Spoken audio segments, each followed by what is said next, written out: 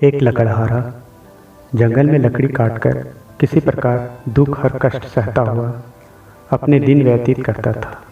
एक दिन वह जंगल में पतली पतली लकड़ियां सिर पर ला रहा था कि अकस्मात कोई मनुष्य उसी रास्ते में जाते जाते उसे पुकार कर बोला, बच्चा आगे बढ़ जा।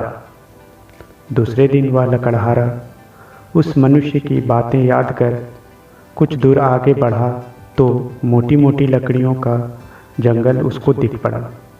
उस दिन उससे जहाँ तक बना लकड़ी काट लाया और बाजार में बेचकर उसके पहले दिन से अधिक पैसे कमाया।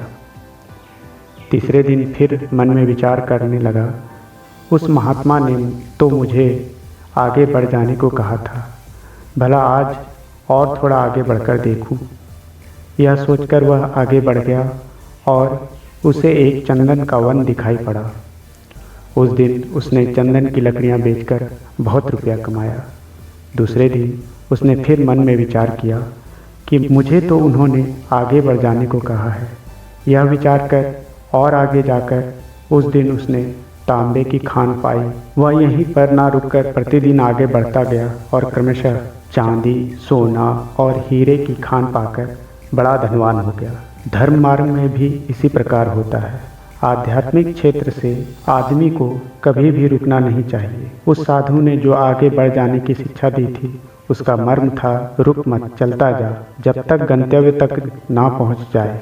अपने अंदर झांक व तब तक आत्मावलोकन, विश्लेषण, मनन कर जब तक प्रगति की राह न दिखाई पड़े।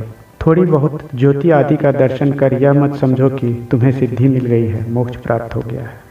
इस संबंध में कुछ संतों का कथन सही है। कस्तूरी कुंडल बसे मृग ढूंढे मन माही, ऐसे घट घट राम है दुनिया देखे नाही। तेरा साईं तुझी में पहुपन में है वास, कस्तूरी का हिरन ज्यूं फिरे फिरे ढूंढत घास। आत्म अवलंबी किसी अनुग्रह वरदान की प्रतीक्षा नहीं करता, न ही याचना, वरन प्रगति का पथ स्वयं बनाता है और अपनी सहायता आप करता है। तो देखा दोस्तों, किस प्रकार उस साधु के कथन को मानकर वह लकड़हारा आगे बढ़ता गया और नित नए लाभ को प्राप्त करता गया। इस कथन का अर्थ ये है कि रुक जाना नहीं तू कहीं हार के, कांटों पे चल के मिलेंगे साए बहार के।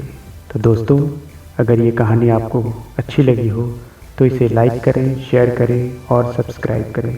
धन्यवाद।